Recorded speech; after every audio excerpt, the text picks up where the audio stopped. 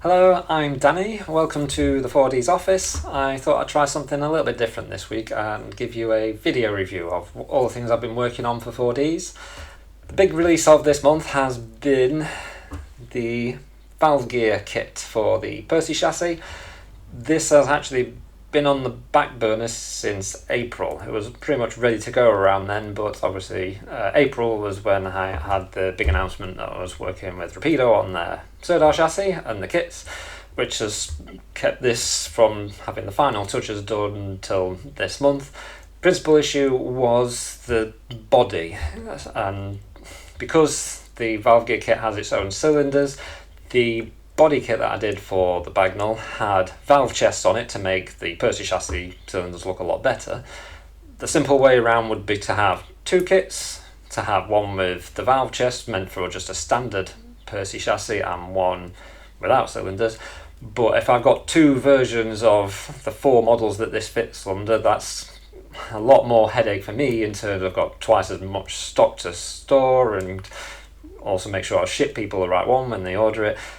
Far better for me in terms of keeping my sanity is just to have one version which fits both. So the Mark II version of these Bagnall kits, the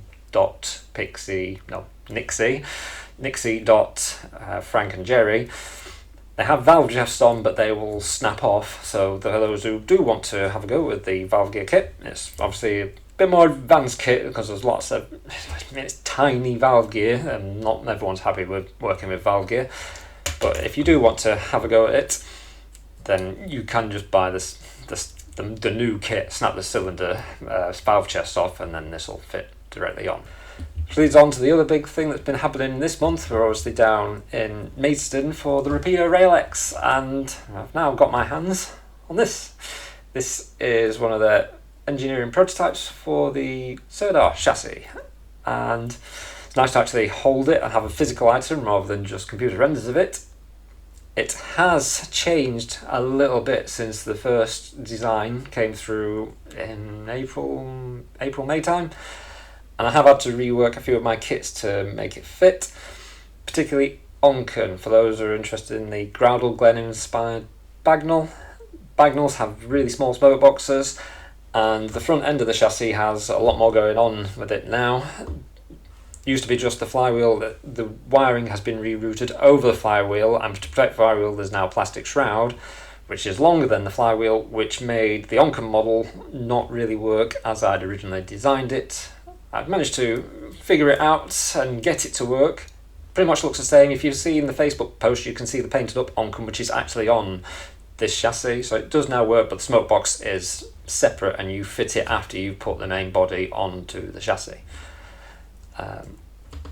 Can't really say much more about the chassis. It works. It's still only a prototype, and there are some known issues with certain components that they are hoping to rectify. But it's nice to actually have one and be able to play with it and see if there's anything else more interesting I can do with the chassis.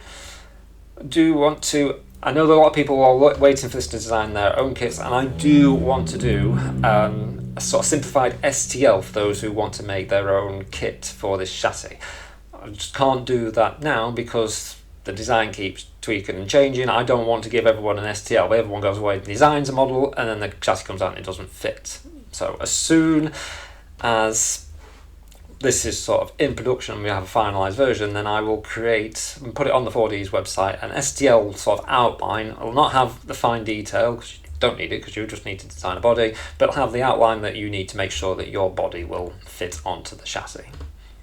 The other news from the Rapido side of things is that we've commissioned a What If short length Sodar in Works Grey with the industrial half cab.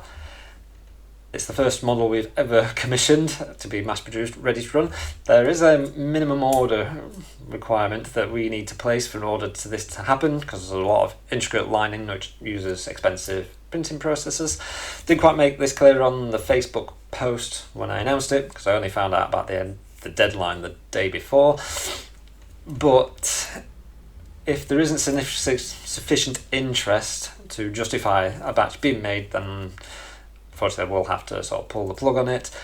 Hopefully that's not going to be the case. If for any reason we don't reach the minimum pre-orders, and anyone who has placed a pre-order, I will just refund your deposits entirely. You won't be changed to a voucher or anything like that. I will let you know more about this in a month or so when I've got a bit more of an idea when the pre-order book will close and what sort of numbers I really need to get at a level of pre-orders for this project to go ahead. But basically that's me saying if you would like one of these short tank Sodars in grey with Sodar on the tank, pre-order it. I will take some stock to have for those who don't like the pre-order model or just want to buy off the shelf, but I do not have significant finance to have a lot of these in stock. It will be very limited and will probably go fairly quickly. If you want to guarantee that you get one, please pre-order one. Other news this week, we've had word from the Festiniog and Welsh Island Railways that they would like some more of these. These are the engineering miniatures Beta Garrett in 1:87 scale, and also the James Spooner double fairley. These will be in their shop ready for the start of their new season in 2026. They will fairly limited quantity, so keep an eye on their website for when they become available if you don't want to miss out. So we've had a variety of customised models we've been working on this month, alterations to existing models and also upscaling. Since this was released last month, these have been really popular. The Davy Paxman 15-inch gauge locomotive, better known as Ravenglass and Eskdale's River-esque, and I'm now printed one off in 7mm. This is pretty big. I know there might be a significant demand for this, but it's quite a big thing to print stock compared to these, so I would prefer, if you are wanting one of these, to drop me an email and commission me to build it. Price for one of these is roughly about £50. Same for the Northern Rock, that's also been tested and that will print at this scale as well. And finally, for those who, as I thank you for making it to the end of this video, a little sneak peek of what is coming out in October. First model is this. So this is an NG7 model of Diana, based on my CAD work for obviously the Sodar, which I brought out in June. This has all the same level of detail and finesse of that Sodar model. It's designed to fit the Backman NG7 Quarry Hunslet mechanism. This one's on an Alice one because it has the red rods, which suits Diana. Obviously you can put it on whichever one you want. It will come as well with the lining and the Diana lining if you want to paint it up as it is today.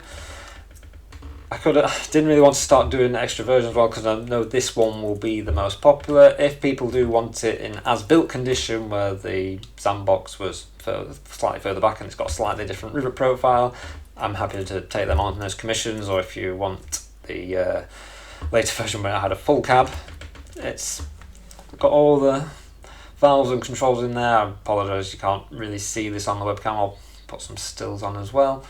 But it's got the clear resin gauge glasses, all the all the handles and control rods for the injectors, water valves and the drain cocks that you'd find in there. It's primarily just the one piece, separate backhead, obviously separate roof, and it has alternate coupling pockets because it's slightly longer than the Quarry Hunslet, just to make the coupling stick through the buffer beam. Okay. So if you've made it to the end of the video, thank you for watching. I hope you found it interesting and informative. If you'd like me to do more features like this, then please comment on Facebook, let me know, and I'm sure if you hated it and don't ever want me to do it again, you'll let me know as well in Facebook. But thank you for your time and happy modelling.